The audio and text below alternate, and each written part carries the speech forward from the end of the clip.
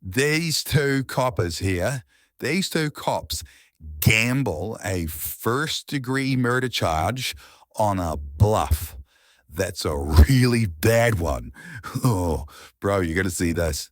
But before you do, here's a really quick backstory for you. Our DC is a chick, and our chick's name is Tiffany. And in 2013, our DC was living in Nashville, and sometime in March, come up with a plan on how she didn't have to pay any more child support. She'd also receive a real nice house, some cars and cash, and full custody of her kids. And all she had to do was blow away her ex-husband. That is who our DC is, and she murdered this cat. His name is Fabian Spence. And from all accounts on what you find, he came from a beautiful farm now and was a beautiful man. And our DC ended that by putting her genius plan, and that is a J for, into action. So she did. She did. And this is her genius plan. On the 13th of March, when she drops off the kids back at Fabian's place, she's going to shoot him. And then she's going to call the police and give them DC's story number 1. So we'll pick it up right from there. This is her 911 call to the police straight after she just murdered Fabian. All right, calm down for me. Look, I can't understand you, okay? You need to calm down. You've been shot? I can't breathe. Man, I got the kids here. I'm scared. I need you to tell me exactly what happened so I can get help to you. I can't. And this is one of the reasons why it is that I found this video so cool. And that is because of DC's story number 1. You see, you can see why the cops gamble. And that's because you can see what evidence they have against them. And that evidence comes straight from the horse's mouth, so to speak, because it's her story number 1. The way that she remembers it, the way that she tells it, and the way that she doesn't ever change it. And that would be to these cops more than enough belief that at least a couple of jury members on a jury would definitely think there was reasonable doubt, because story number 1 sounds believable. It's not as if Wahine don't get shot or killed all the time in such events as changeover, but it also goes the other way. And this is one of those times. And because we get to see that evidence comes straight from the horse's mouth, we get to see why the detectives made that choice to gamble a murder 1. Now, let's go see and hear the rest of story number 1. Just to start from the beginning as far as, why you were going over there and tell us what happened. We separated from the divorce. Okay. When he brought the papers home to our house and they got blood on all the kids and all this stuff on God. So now that this genius DC has given the detectives her motive for murder, they now had her up and get her to run through exactly what happened. So he was standing sort of at the top of the step when he reached my back. Did he say anything to you when he did it? He just said fine, and he reached behind his back. He reached behind his back by this weird lady.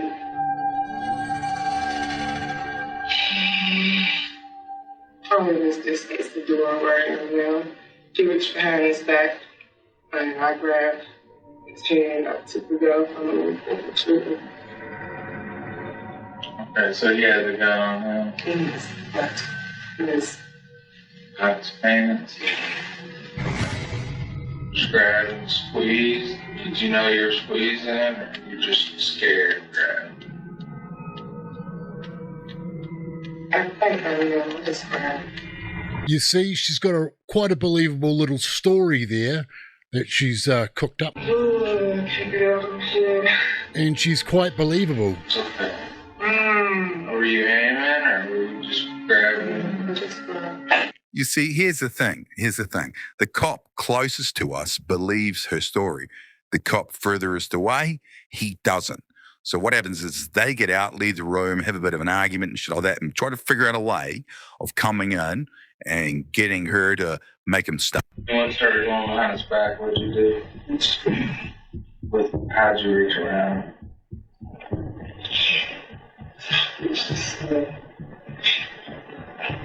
And they can't get rid Has he ever pulled a gun on you before? Well, if he's pulled the gun for you a couple of times, do you have a gun in your car for protection or anything? Okay. You never got a gun? And the two detectives leave the room again because she does. She has a solid story. So they come back in and go at her again to find a lie. But they fail because her story number one never changes. So he was like pulling up his shirt, reaching back like that? The shirt, he's almost just like where it was, like, got it. Mm-hmm. When I reached back, I grabbed the shirt. Okay. How many times did you pull the trigger? And then after the gun went off, what happened? That's the gun.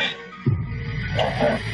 So anyways, that pretty much ends her cop visit and the interrogation, and she walks out the front door. She walks out the front door scot-free because her story number one really is that solid. So old DC here, she's basically gotten away with it, like walked a free woman. But see, here's a problem. She's a DC. And as a DC, she's been trying to get hold of the insurance money, but the insurance company won't pay out because she may be still a suspect. So instead of just waiting and getting away with it all, she calls a meeting. Like she calls a meeting to sit down with the cops and go through it again. The insurance companies, hey, they don't ever pay. They're insurance companies. That's how they make money. They take money and they don't pay out. That's how they make money, you know? So by them putting you off saying it's open and under investigation, that's just their way of prolonging the inevitable. You know what I mean? So the detectives go, well, anyway, since you're here, mate, why don't we run through what you did again, you know, just to make sure? Which hand do I reach back with? All right, he said, fine, he reaches back. And then what'd you do? I got right here. To me, it felt like his shirt may have caught it because I got it right here in the middle, and my fingers fit snug. So he said here. Okay. At what point do you shoot it?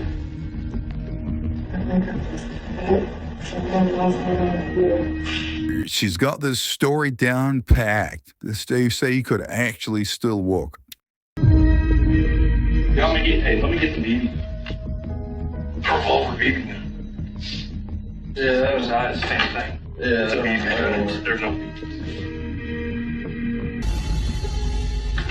It's a BB gun. It's BB guns. That's not loaded. It's just a prop, okay? Isn't it out of it that you can just add one external element and it starts seeming a little bit off? Alright, so I'm on the porch, you're off the porch, I say fine, and I start reaching with this hand. Back. Okay. I'm right here.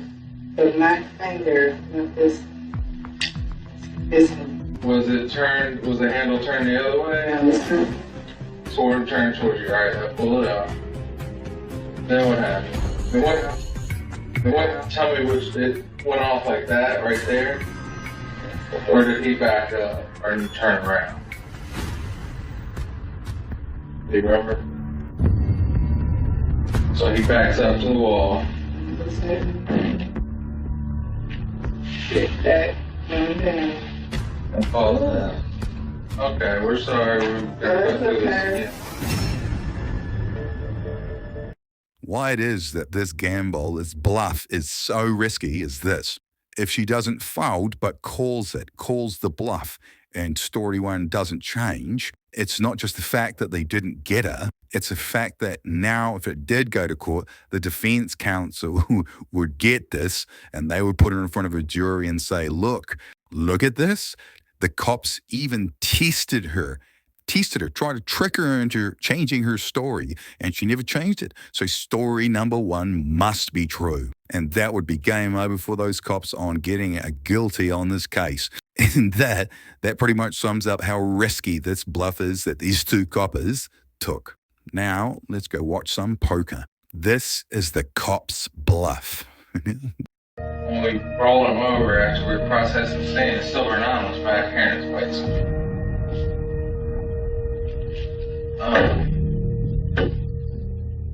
And that just confused us. So that's it. That's it. That's the bluff. That there was a second gun there, that he already had a gun on him. Like I said before, isn't it out of it when all you have to do is add one external element? Yeah, well, why would he have two guns, you know? And it just didn't make any sense. You see, now her story has a real big friggin' hole. And that's because if he had a second gun, if there was two guns there in its pants and he reached behind, if she grabbed one, then why didn't he pull the other?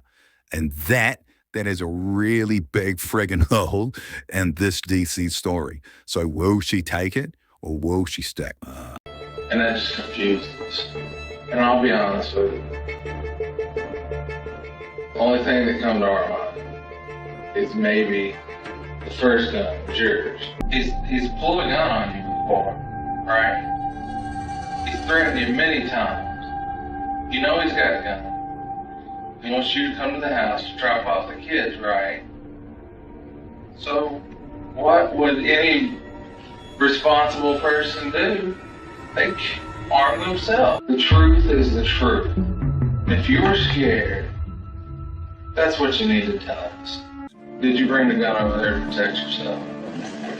That wasn't your gun? You're scared, right? It's okay. Did you bring the gun over there to protect yourself? Or you brought the gun over there? Not necessarily. I hid it. Okay, I got it out of the garage. Okay. It was behind his tool. And there you go. The bluff paid off. And not only paid off, but now we get to see the true genius of this DC. Because not only does she cough up and change the story, she's now just told them that it's premeditated. That she put the goddamn gun there the other day. So she knew she was going to shoot him. Oh, DC. Oh my God. I hid it outside the house. There was a push right beside the garage. It's kind of hid. When the trash came there, you got that cable cords and everything running. He never chased us through the high grass. I just left it there. So you got the gun a week prior out of the garage. Well, the moment he said fine, he reached behind his back. That's when I died for to get it to this. I told him, I think you're so smart. You're always trying to get me for this, and this. And trying to put me in the grave, blah, blah, blah, or arguing. So you know what? That's it. Fine. He reached behind his back.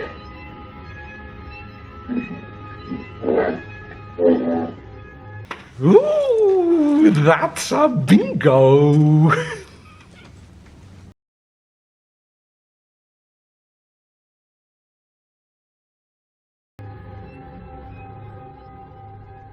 So it wasn't wrapped in a blanket. Just had it on the side. We would. Oh, that makes more sense.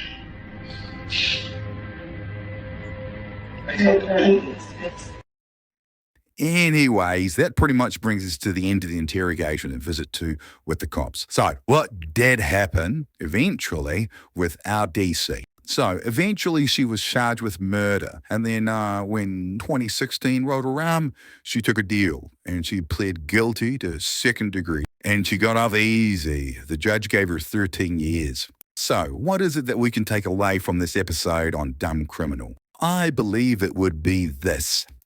These people should have had a virtue.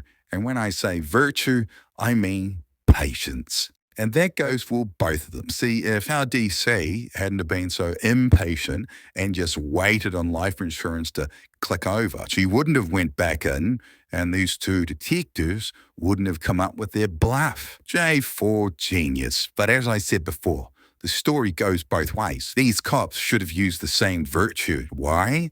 That's simple. These guys were impatient because they are willing to gamble it all. Willing to gamble it all before they got the results back from the CSI. Well, they got the results back from the autopsy, at least. So they almost blew it due to their impatience. And what's weird about that is the lesson that they could learn is to never gamble until you are all out of luck, which kind of seems the opposite of why you would gamble in the first place, but sure enough, virtue. Anyways, I do hope you liked this episode. If you did, please give it a like. Remember to join our Facebook groups. And if you want to support the channel just that little bit more, then please head on over to Patreon and watch my message to you. Until then, all of you, stay safe, and I'll see you next time. Kia ora. How are you guys? It's me. Of course it's me. Who else would it be?